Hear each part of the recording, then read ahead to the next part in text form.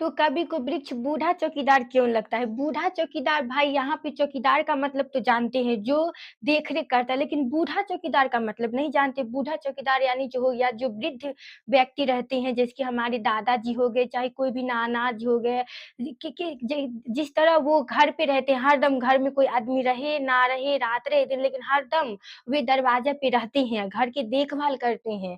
तो उसी प्रकार कवि ने यहाँ पे वृक्ष को बूढ़े व्यक्ति से तुलना किए हैं।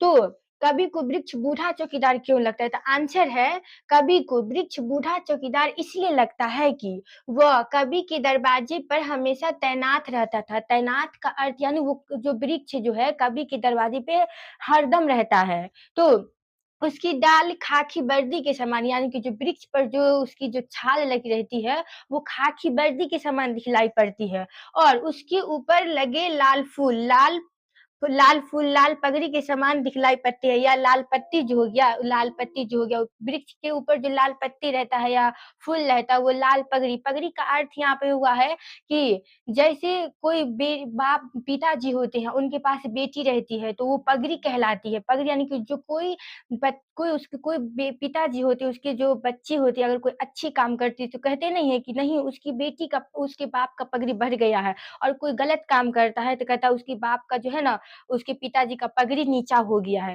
तो इसी प्रकार यहाँ पे उसके जो वृक्ष जो है उसके ऊपर लाल फूल, लाल पगड़ी के समान दिखलाई पड़ते हैं। तो आशा करती हूँ कि ये प्रश्न आपको समझ में आ गया होगा।